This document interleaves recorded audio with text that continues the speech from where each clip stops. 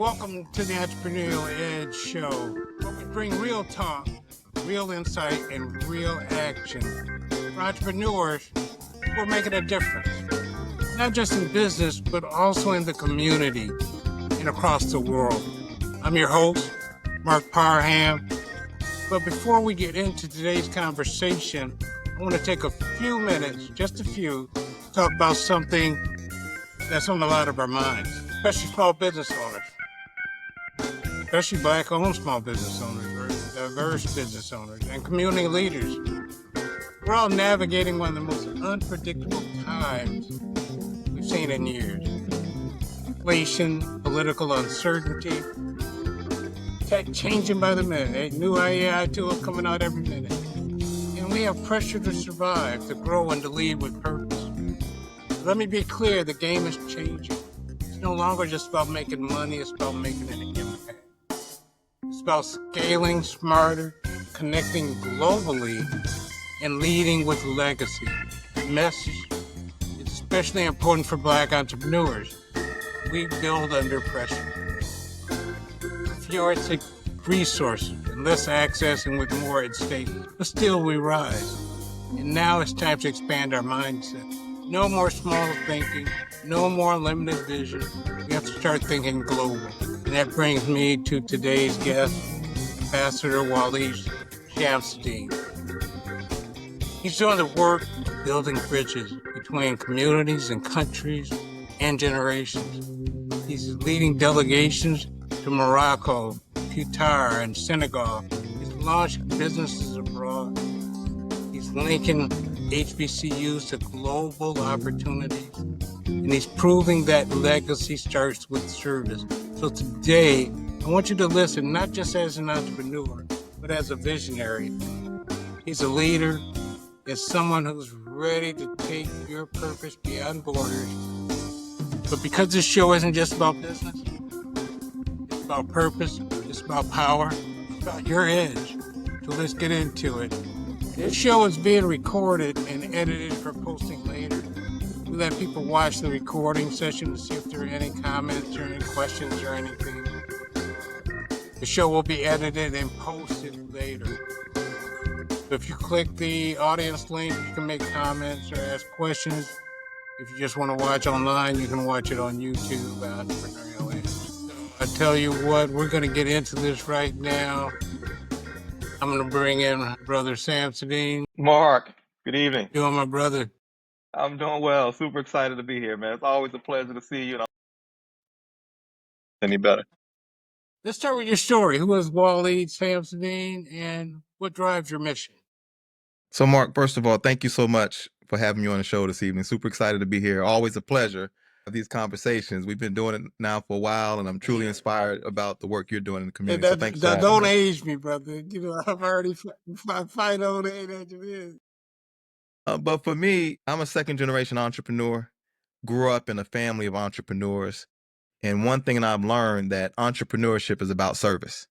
You know, you often hear finding a solution to a problem is what creates entrepreneurs, but also moving with a sense of service and in entrepreneurship has opened up doors all over the world. You'd be surprised. I was doing some research and saw something on Facebook. It went something like, for every dollar you give away, it comes back 5, 6, sometimes 10 times more. It comes back. So for me, in defining who I am as an entrepreneur, I'm one who is passionate about service and just as passionate about giving back. And then I watch that reciprocal come back in the form of business success. You know, it was interesting. You said every dollar you get back, but it's not always dollar bills that we're giving. Our time is worth money. So our time we put in a thing, a lot of times people feel they always have to give financial assistance. Sometimes it's just time. That's right. That's right. Applying your skill. So that takes me right to the Supreme Family Foundation.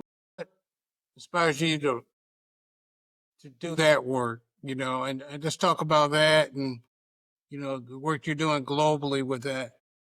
So the Supreme Family Foundation was started almost 30 years ago. Okay.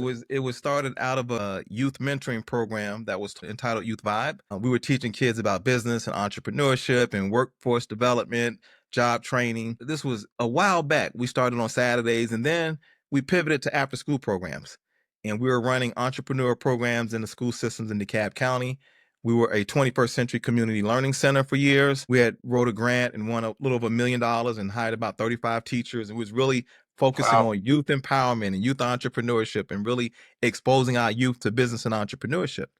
When COVID hit, we did a pivot. And because of the background in the restaurant space, we started considering food insecurity.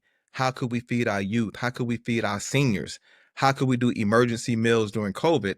And we changed our nonprofit from Youth Vibe to Supreme Family Foundation. That brought it more in line with the Supreme brand and the work we're doing with the restaurants. So just last year, October or so, we won another grant for $1 million to do COVID awareness around vaccines and public health. Really excited about the work we tapped into the senior citizen centers and started doing COVID awareness programs all around DeKalb. And most recently, we just launched an NGO, Supreme Family Foundation Sierra Leone, so that we could duplicate some of the work we're doing in the States over on the continent in West Africa. Well, since you mentioned Sierra Leone, I was going to add, my next question was, you refer to yourself, and we have to refer to you now as ambassador. What does that title mean?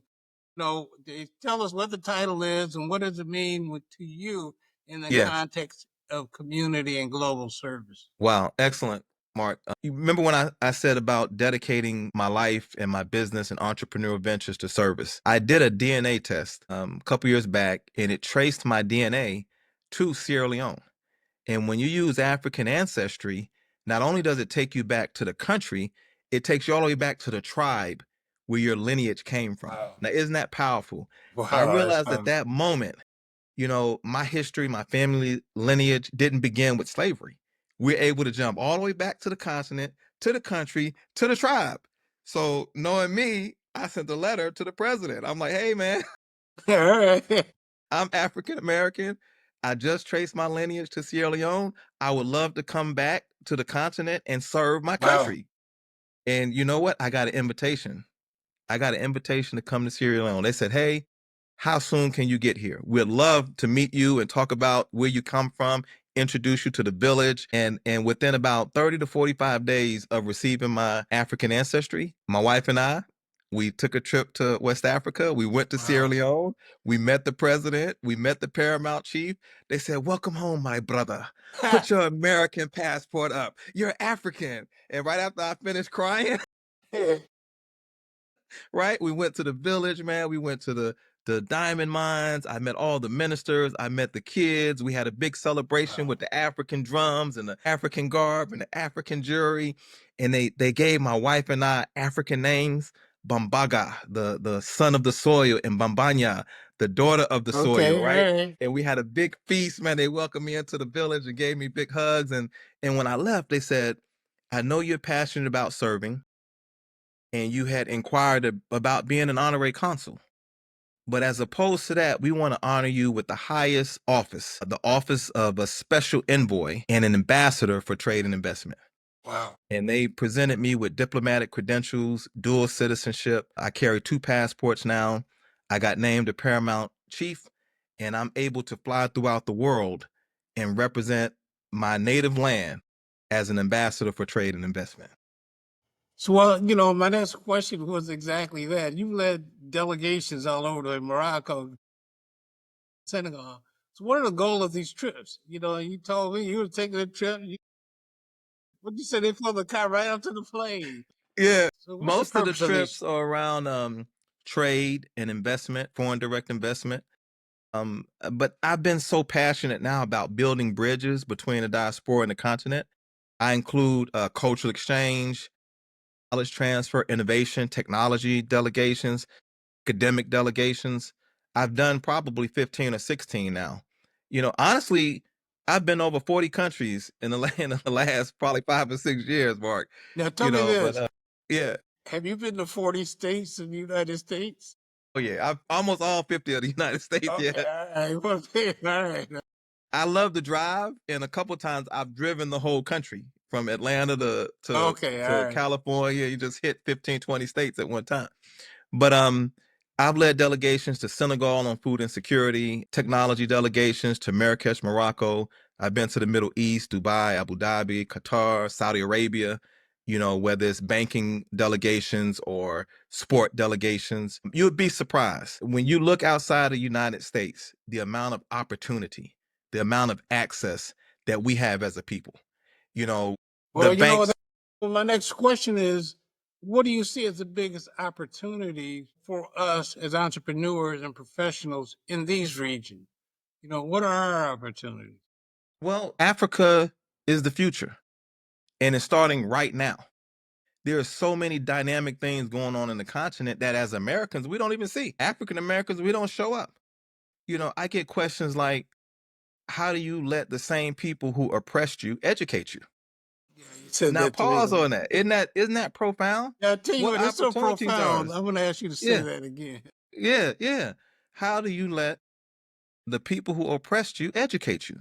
That should be a call to all HBCUs. They should be bursting with enrollment, educating the minds of our Black entrepreneurs and Black excellence and Black engineers, right? And building bridges back to the continent. So when you think of opportunities, they're vast: agriculture, technology, building, construction, transportation, natural resources. Where do you think all the iron and ore and the gold and the diamonds and the tanzanite and the bauxite come from? It all comes from the continent. And everybody is there except us. So tell me this, how are you helping others establish businesses and partnerships abroad? Well, first we have to have a identity of self. It's no longer about, oh, when you go to Dubai in the Middle East, have fun, and when you go to Africa, be careful. Right? We have to look at Africa as not only a place to do business, but a place we can call home. So first is being educated to the possibilities. Then it's taking a trip over, going to the West Africa, East Africa, South Africa for tourism, for second homes, for investment, exploring what those possibilities look like. And then it's about, how do you do business? The final frontier for us is creating multinational corporations. We've held the highest office in politics. We got all the advanced degrees, doctors and lawyers and engineers. But how many of us are creating multinational corporations or trading on the New York Stock Exchange or have thousands of employees with offices all over the world? We should be teaching entrepreneurship at our dinner tables, at our schools, and our institutions. That's the final frontier from us. Why can't we be the next Dangote or the next Alumalu? These billionaires that are being produced on the continent and are expanding their business interests all over the world. That's our charge for our entrepreneurs. That's our church. So tell me, what is this award? I called you last week because I saw you're getting an award that's coming up, I think at the end of this month. Tell me about that award. Yeah, the DCMA awards are highlighting and honoring me for the work I've done as an ambassador for trade and investment for Sierra Leone, leading delegations, promoting the diaspora throughout the region, and really building on the continent. I've set up offices in Sierra Leone. I have a tech company on the continent. I set up an NGO on the continent, and I'm focusing on building the brothers and sisters here in the diaspora with those on the continent. So they're honoring me and acknowledging the work and asking me to share a little bit about the work I'm doing and continue to inspire others to look at ways to engage with the continent. What's the date of that event? That's this Saturday. I believe it's the 9th. Take a Yeah, I quick look think here. so. Yeah. Coming up. August 9th at All right. 6 o'clock. Yeah. All right. We're super excited about that. They're I honoring know a few you are. people and we're going to celebrate. So let's take a pause real quick, just to break. Okay. So let's talk about, you mentioned earlier, you talked about HBCUs and their role in our lives. So the Academic Bridges Initiative, what are some of the things that you're doing with the HBCUs to build some of the things you're talking about with our youth and things like that? How did it start and what's been its impact so far?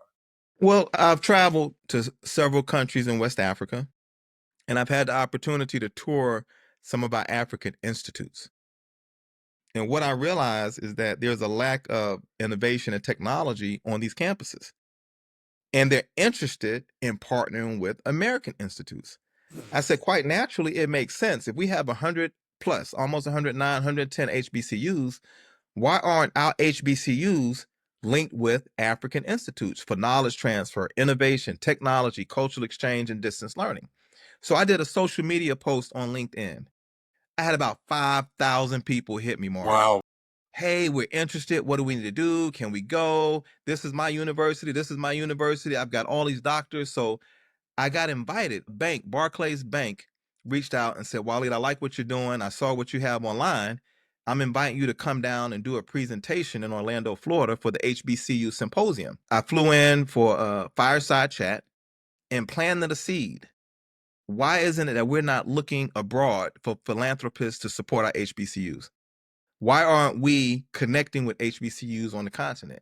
We have drone technology, fertilizer technology, irrigation technology. They have the land and the natural resources and the farmers. Why don't we connect and use our innovation and technology to solve food insecurity for the world?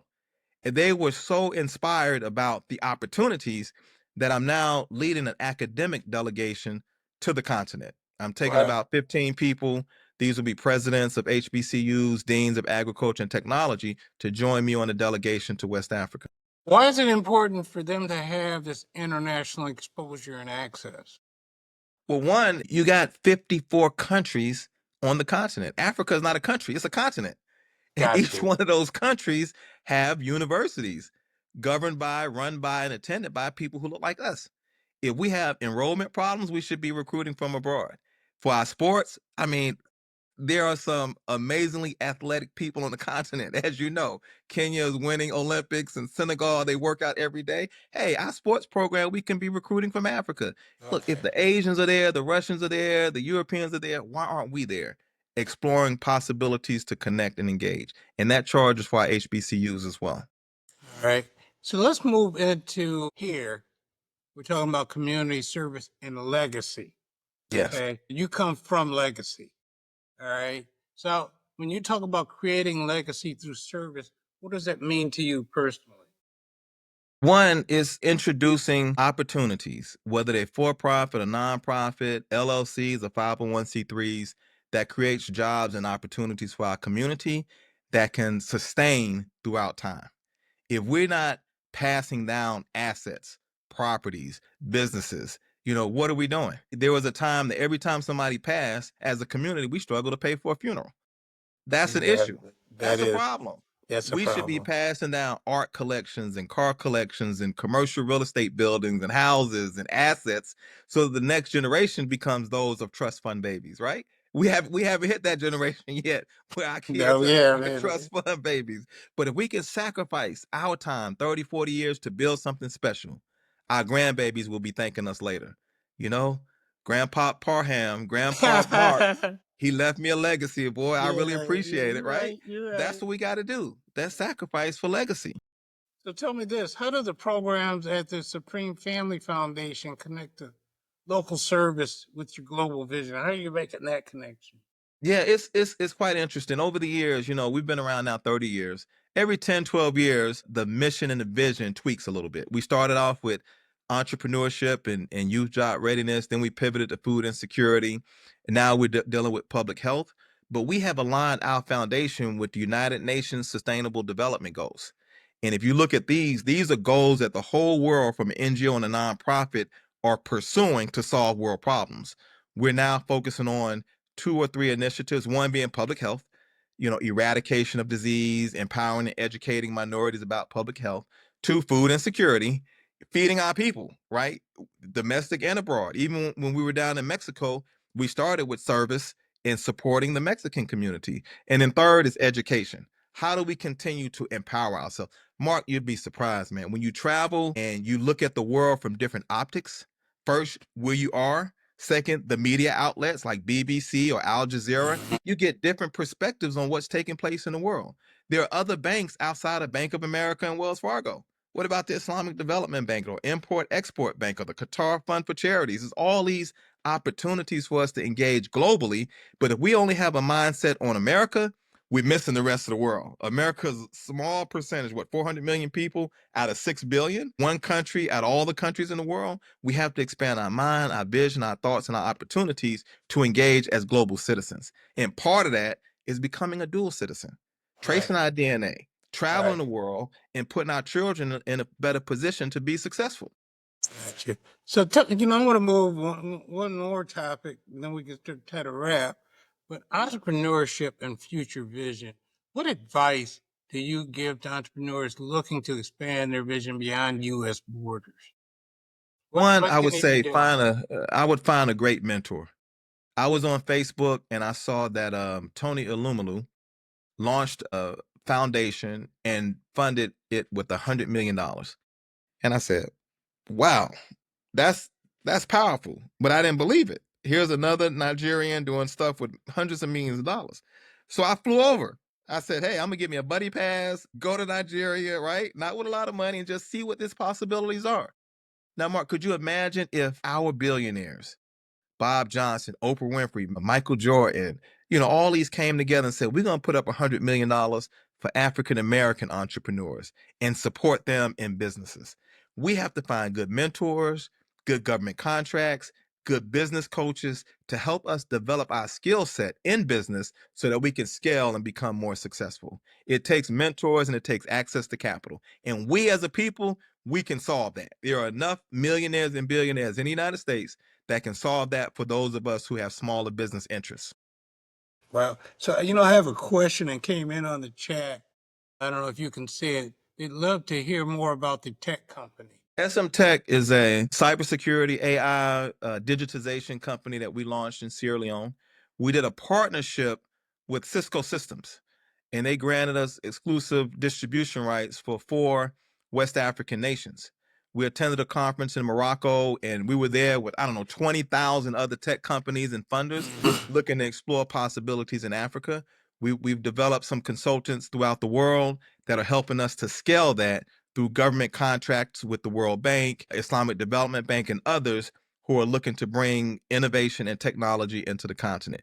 We believe it'll be a hub for digitization, cybersecurity, and AI throughout that West African region.